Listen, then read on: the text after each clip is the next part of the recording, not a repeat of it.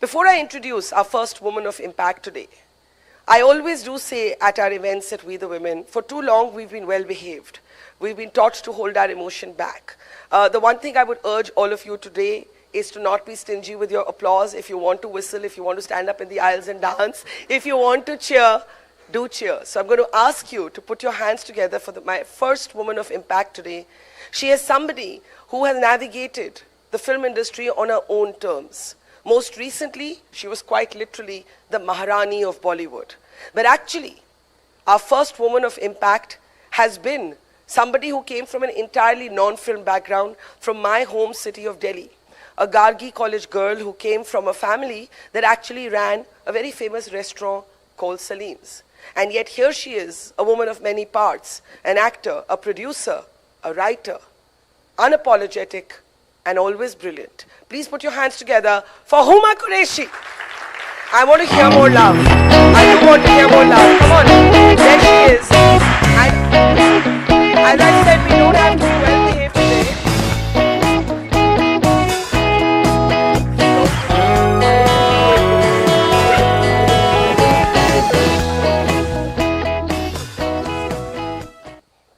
So I was just telling everybody, because everybody here is a professional achiever and they're very well behaved, and I was like, you can stop being well behaved today because they all are here on Monday afternoon, so they can't be very well behaved.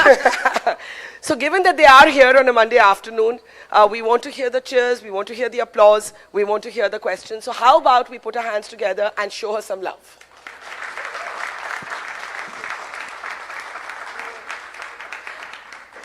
Let's start at the very beginning. You grew up in Delhi, you go to Gargi College, your family runs a restaurant chain from which I often order my kebabs. There's a Salim's, that's the restaurant chain by the way, there's a Salim's right behind my house. And you decide that you want to be an actor. How does that happen and how does your family respond when you tell them this? How does that happen? Wow. Just classic rebellion, All of us had that little bit of a kida, right? Where we're like, okay, we want to do things that we're not supposed to do, not meant to do, not meant for people like us. I think I grew up like everybody else, I'm assuming, middle class. And yeah, that's my father right there. That's the Salim restaurant. And so I think for me, although my family is extremely progressive and they always encourage us to study and go out and to figure out what we want to do, but to be a Bollywood actress was, I don't think, something even they thought was... Do you remember what was the first thing your father, your mother said?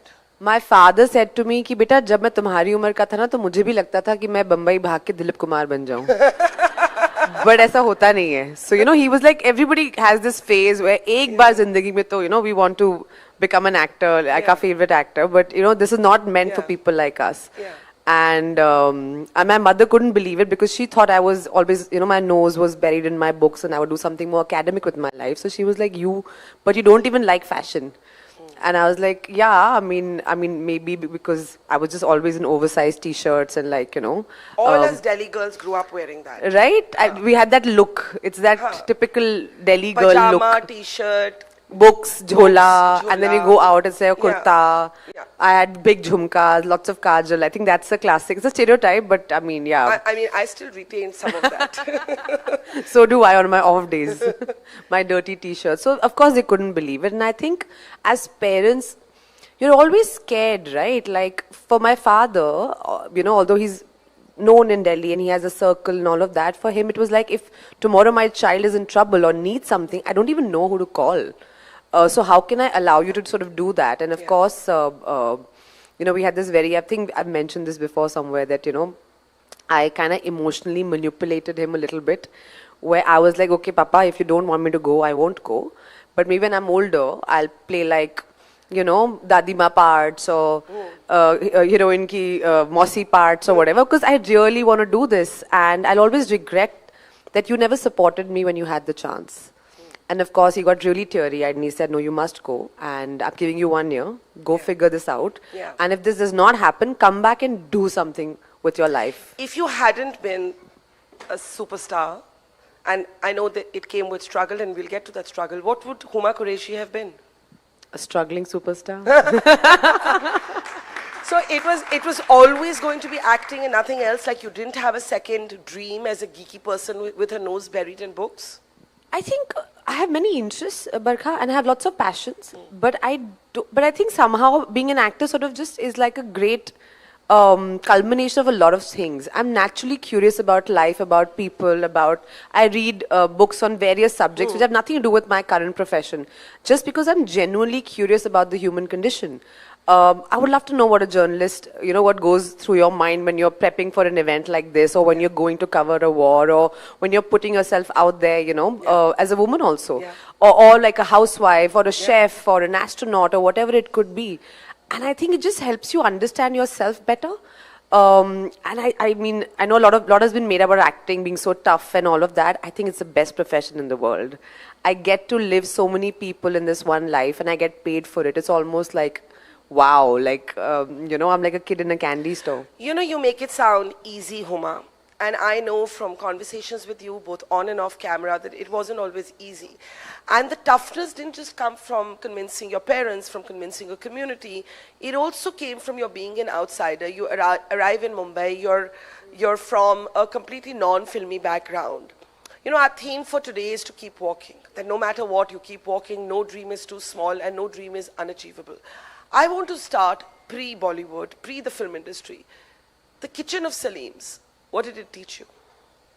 And I don't ask you that as a woman, I would ask your brother the same question. Community, sharing whatever we had. I think that is something, and I've said this before, like, my father, I grew up in a Punjabi sort of milieu. We were the only Muslim family in Kalkaji where I was born, and then, in GK1, and Salim's has been there now almost 50 years. Yeah. But my parents taught me this, that jab bhi koi ghar pe aaye, whatever you're having, even if it's like dry bread, you share it with that person. Do roti hai, to ek apne guest ko offer karo. And I think that ethos that our family has sort of seeped its way into Salim's. I mean, you've seen the journey, right? Like, literally my father inherited a butcher shop from my grandfather because that's what he got. And he was the second eldest of like 8 brothers. And when he started Salim's, he was about 16, 17 years old.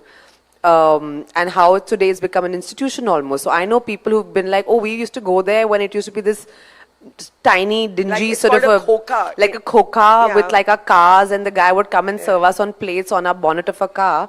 And I'm like, actually I love that, and I'm so proud of that journey that my father's made, because again, this was not something he inherited. This is something he built brick by brick. I remember the day once, when you're new sort of a startup and you're sort of figuring out how to run a business, and like all the people working in his restaurant sort of, kind of had a mutiny. And my mother was telling us this story, and he would just sort of roll up his sleeves and go to the kitchen and start washing the dirty dishes himself. Your father? My father. Because he's like, no work is too small, and no work is beneath us if this is what we do. And I think those are things I've learned from my father's kitchen. The fact that whatever you have, share it with love, with respect, and no work and nothing is beneath you. If this is your baby, then you give it your heart, blood and soul. And I try and, use that in my profession as well, because that's what I've seen growing up in my family.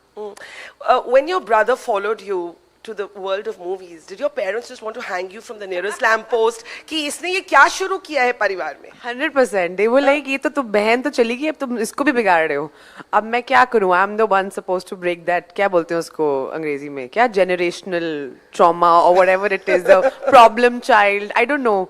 But I think it was just meant to be. Now when I look back, right? I think we were just meant to be in this profession. I don't know, it sounds very surreal if I told my 18-year-old or 16-year-old self that this is where I would be sitting and having this conversation. I'd be like, please.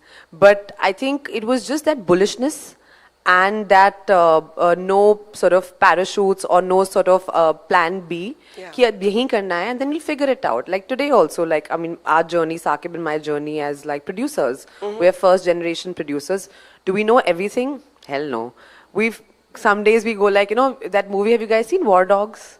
Yeah. Where you're sort of like figuring it out and like winging it as you go along. And sometimes you feel like, are we really doing that? Or we really know what, but you figure it out and you make mistakes. And I think the one thing I got over, and I know Saqib also got over pretty fast, is just to get over failure. just get over failure super fast and to pick yourself up, because you will fail. If you try something new, you will fail repeatedly. But I think it's not about the act of failing, it's what you do after that. How soon do you pick yourself up and how soon do you brush it off and be like, okay, I'm going to try again. वो बोलते हैं ना कि flight तो सबकी delay होती है, उसके बाद आप कस्टमर को कैसे ट्रीट करते हो, then people sort of decide if they want to come back and you've spoken about failure, and I think that's such an important part of anybody's journey. And while I ask you more about it, I would love to hear from any of you who are ready to share with us your moment of personal failure and how you got out from that and decided to get up and keep walking. So let me ask you, as the audience maybe thinks about it, for you, from that moment you arrive here in Mumbai, from not knowing कि शुरू कहाँ करना है, right? Was it like in the movies कि एक suitcase लेके आप पहुँच गए PG apartment में? ऐसा ही था? थोड़ा सा, मतलब ऐसे भी नहीं था, क्योंकि जैसे मुझे पापा ने बोला कि ठीक है तुम कल चले जाओ और now you do this for a year, I immediately booked a ticket and I called my friend Sachi Manyar, and I was like, okay, I'm coming, I'm going to stay at your place for like a week and I'm going to figure out what needs to happen. And she had a lovely bedroom and then she had a little balcony that was covered. So I said, मैं तो यहीं सो जाऊंगी. So literally I had a makeshift room. So that little cute balcony was my first room in Mumbai.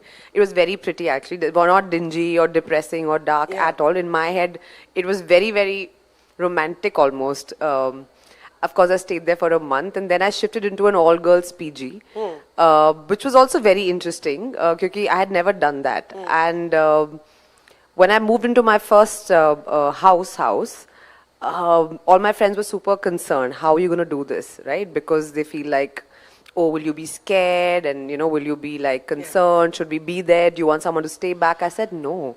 I've been waiting for this moment my whole life. Because I went and bought like a sasta sa mattress. And I bought like a big bottle of water. And I said, okay, this is my first home. And jharu, of course, because you had to like do it yourself. Would you do your own jharu poncha? Now I don't do it. No, not now. That's okay. But उस time खुद करते थे? किया है मैंने, but बहुत जल्दी I think मतलब in India we are really fortunate that we get a lot of help. Yeah. So what was your biggest moment, or what has been a moment of failure that almost broke you, but then you said, no, I'm not going to do that. I'm going to get up. I'm going to walk again. I'm going to keep moving.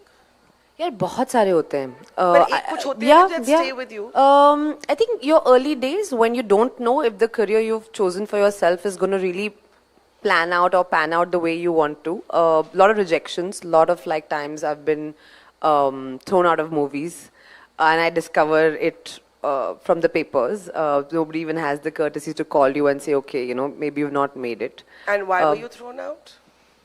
Difficult to say. No one really tells you the honest truth. So people just sort of blame each other. But it happens. Again, I think I don't like to delve on the fact that why it happened. I just go like, okay, what do I do now? See, my logic is very simple. If you don't want to work with me, if you don't want to speak to me, if you don't want to interact with me, I can't force you. But I have to then find another human who will decide to collaborate with me. And that's the way. And I quickly move on. Because I don't want to waste my time in convincing someone when you don't see a value add. It's a creative process, right? Even if I like arm wrestle my way into like landing a project, it's a very long journey to make something happen. And I want to go to rooms and, work with people where I feel welcome. And I feel I can do my best. How stereotypical has it been? The expectation of a female body to even now look a certain way, and what does that do to a woman's sense of confidence? And I ask this not only of actors. I think we live in a social media saturated age.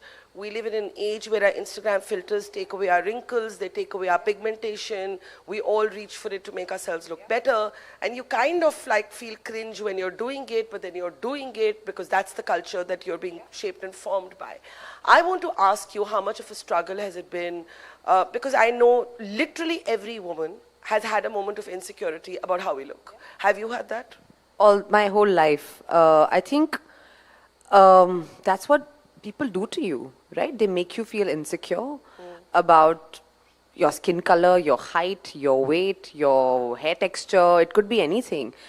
And I feel like it's just never ending, which is why I guess a lot of people today, I mean, and especially today in the age of social media, it's so prevalent where, you know, you're only seeing perfect bodies and perfect faces and like skin that does not even look like skin. Like nobody has skin like that, guys. Yeah. Like literally, like sometimes I joke with my team after they've been working on me for like an hour and be like, oh yeah, I just woke up like this. And they're like, yeah, right. हम सुबह 7 बजे से यहाँ पे लगे हुए हैं. तो ऐसा कोई भी दिखता नहीं है. And I feel it's a really unhealthy standard that we're setting for people. And I've spoken about it before. I think you and I had a chat about when you asked me, I think on camera, whether I would ever undergo like a procedure. And I was very candid. I said, I don't know. Because today I feel super confident saying, no, I think I want to age beautifully and I want to age gracefully. And also the kind of parts that I play, I would hate to do a shot on my face not to move on camera. You know, that's my biggest fear. Of course, I want to always look beautiful and vibrant and whatever. But at the same time, as an actor, my biggest fear is what if I'm feeling an emotion, but it's not, my face is not able to move. Like the face is so Botox that it's that you frozen. can't move, right? Yeah. So would you? I mean, I don't think so. Since I don't think last so. asked you that question, it's been a couple of years. But the reason why I say that, that I don't know is because I want to also put the responsibility on you and on everybody else saying stop doing this to women and to each other. Like stop making us feel, which is why I say this. We can have a round of applause for that, for sure. Yeah. Stop doing it to us because you make us feel whenever there's a comment on a picture or a film or something where as if you're always supposed to look like only like the 17-year-old airbrush version of ourselves. Because even at 17 we didn't have great skin. Let's be honest. I mean, I didn't for sure. What's the cruelest thing you've read about yourself? And are you able to ignore trolls? My second film, a reviewer said I was 5 kgs too heavy to be a mainstream heroine. I thought that was really mean. And also, like, would that be said about a guy? Probably, I don't know. I think it's a very harsh industry. I think it's harsh for women and men. Yes, for men as well, for being overweight, for being, I don't know, there's so much like burden on men today to only be these machismo guys, you know, who'll save the world. And like suddenly, and if you look around, there's so many strong women in their real lives, their mothers, their wives, their sisters, their daughters. They just perhaps don't know how to navigate that. I feel like, which is why we need to just have representations of like kinder men and nicer men and men who are more in touch with their feminine side, but are still really macho and really we find them desirable. Like this whole stereotype also that women only like bad boys, I don't think that's entirely true. Yeah. You know, I mean, just the same way that men also notwithstand- like bad girls. Notwithstanding Wuthering Heights. I mean, there are multiple examples, multiple examples, but I would just say that let's just, I don't know, just let's have representations that are more sort of diverse and not just so like, because there's a lot of burden, not just on women, but on men as well, to just be this one kind of guy. And I don't think that's really like fair. I mean, I always say that if women are the products of patriarchy, so are men. It's the same culture they're being shaped and formed by. I do have time to take a couple of questions for Huma. If you'd like to share your own story, your own, struggles with body shape, security, don't be shy. I'll start here. Can I request you to go to the mic, Shirali? Yeah, there's a mic there, please. And do introduce yourself and go ahead with your thoughts. Like a singer. We can't hear you. I love that jacket. Yeah, the jacket is gorgeous. Yeah. Yeah, hi, I'm Shonali Shroff. And I think my whole life, I've had to deal with the trauma of being too healthy, as they say in Punjabi families, always on the chubbier side of things. And I saw my mother struggle with it too. Today, I think that I may not have survived the times we live in today because it's taken me very long to get comfortable with my size and my height because, I had my best friend's father used to say, I feel very secure when you're around my daughters because I feel beam is with them. Okay. Because when you're tall and you're built a certain way, then you're beam. So I've had to grow up with all of that. And does that amuse you, make you feel really angry? Today it amuses me because I'm more confident in my own skin. But at that time, I felt horrible about myself. You are gorgeous. Do you not agree with me, everyone? Yes. Come on, we beautiful. Can hear that for Shonali and Huma. Yeah. You're really beautiful. Thank I don't know why would somebody be so cruel to you. Like, it's been a journey, so I didn't look very feminine. Also, this whole thing of what is feminine, right? Yeah. Today, people are afraid to be feminine because they think being feminine means, being soft means you're weak. You're not. They are two very different things. You can still be feminine and still be Barkha. Okay, so, right. So one is that. Secondly, as a mother of young girls, and I spend a lot of time around young girls today, you know that on TikTok and on Instagram, there's a slang for anorexia and for bulimia called Anna and Minya or something like that. Okay, so it's a trend. It's an international trend, and I really think what Huma just said, we all need to really embrace ourselves with all our imperfections, though it's going to be a big struggle because what this generation is facing is unprecedented. You know, when I was just coming in over here, I saw a little video that a friend of mine, Soha, just posted, where she spoke about how a lot of countries today are actually banning underage kids from using social media. Yeah. And I couldn't agree with her more. I think it's so important, and I do know that our country is also like thinking about it. I cannot stress that enough. I grew up in a generation where we didn't have social media. You know, today I'm in a profession that is so heavily dependent on social media, whether it's promoting our films or for me is to it put true that people get roles based on their Instagram followers? That I have also heard. I've never been cast for my social media. I had to think about that. No, but no, it is true. I think a lot of people are looking at what number of followers you have, and although I think everyone can act and everybody should act, but just because you have a certain following on Instagram does not mean you're a good actor or can do a role really well. And I think that demarcation people just need to make in their head somewhere, or casting people need to understand that. But I do feel, to answer your question, like, or thoughts, I do feel the way to go is to actually like, you know, regulate it, where young people should not be allowed to just have access to so much stuff that is out there. It's just not healthy for them. Like I was thinking when I was younger, if supposing, small thing, like, you know, if a friend did invite me to like a birthday party and it was Friday, by the time I got to school on Monday, I would get to know, because kids would in school would be talking about it. Today, in real time, kids would be sitting on a Saturday, Sunday, have a whole weekend to mull over, why do people not love me? Am I not good enough? Are they really my friends? Then the whole pressure of like, just, you know, competitiveness, like, or kids today like trolling each other in like really nasty ways. Like, how do we sort of protect that and make sure that they're not exposed to so much stuff which is possibly not good for them? You don't know today what your kids are sitting at home and watching. I mean, that brilliant Netflix Adolescence, series, Adolescence, it really captures it in a chilling way. Huma, let me, in the end, just ask you, you're also an author. You created a girl character whom I think you present in this saturated sort of media age as somebody who can be herself. Ziba? Is that the character, Ziba? What would you say to all the Zibas out there? Well, we all have a superhero or a superheroine in us. And just lean into that. And they come in all shapes and sizes. And they come in all forms. And even if you're like slightly jaggedy or badly behaved, you still can save the world. And what does Huma Qureshi want to do next? Wow. If I'm having this conversation 3 years from now, which direction would you have walked in? I have no idea. Where do you want to go? I just will say that I'll wander. But that does not mean I'm lost. Oh, that's lovely. So, Huma, I want to start this day with our first honor, our first award for a woman of impact. And if you don't mind, I am going to present you this award. So this is from me. Wait, I thought I had to present. That's happening too. Can we please give it up for Huma Qureshi? And you know what? You all are being very polite. I want to hear more applause. Now it feels a bit better. And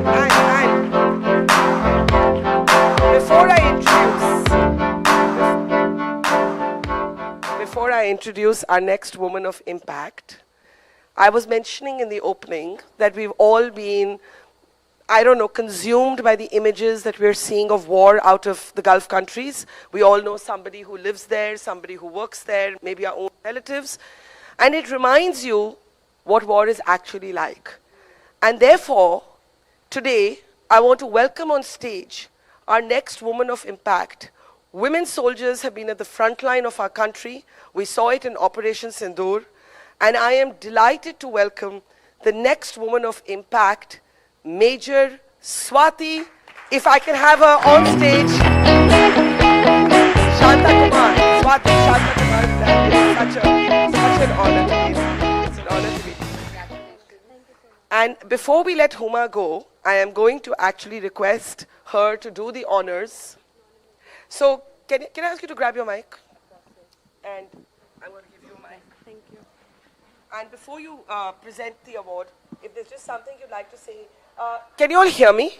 Yeah. So Major Swati is the winner of a major UN award for actually creating gender inclusion in Sudan. Yes, in South Sudan. In South Sudan. South Sudan. Yes. So you want to tell us a little bit about yourself? So I have led a team of 20 female soldiers. I had gone as part of an infantry battalion to the UN mission. We spent about 18 months there, and over there we conducted various operational patrols. And because of our activities in the region, we got recognized because we started conducting various gender-neutral patrols. We started including women and the men soldiers to go on patrols together. And that's why the UN recognized my team's efforts. And I think it's the recognition of Indian Army's efforts also. Amazing. We'll be talking to Swati in just a moment. If I may ask you to do the honors and present. This is my honor. Would you like to say something about our women soldiers? They've had to fight so many barriers. I just feel like so honored to see a woman in a uniform, because I feel all of us have that jazba where we also want to go out there and like protect our country. We cannot thank you enough for the service you've done and how you are inspiring all of us. So thank you so much. Thank you. Would you like to say something to Huma? It's really an honor being here because I know that I do not represent just myself, but my entire team and every women soldier out there. So I'm hoping that young girls also come and join us. May I ask you to do the honors? आपके rights के कुछ बात कर सकते हैं? आपके life के rights पे अगर पिक्चर बनानी हो क्या? What is the procedure to get your rights? But my honor, ma'am. Thank you so much. May I ask you to present the award to Major Swati Shantakumar? Can we have a big, big, big round of applause for these two wonderful women? These are two very, very different worlds, united, in my opinion. If I can have the music down, please. United, I can't hear my own thoughts. If you could have the music down. I just wanted to say these two amazing women come from two very, very different professions, but they're united by the fact that they had one thing in common, that they were not scared to dream. Huma, I'm going to thank you. And thank you so much. Don't forget to take your award. There it is. Yes. Thank you so much, Barkha. You are a trailblazer. I cannot tell you, when I was a little girl and I used to watch you doing the news, how proud we all were. And I used to live in GK, and it was literally a stone throw away from where you would be. So thank you so much for inspiring. Thank you. Thank you. Thank you. Bye-bye.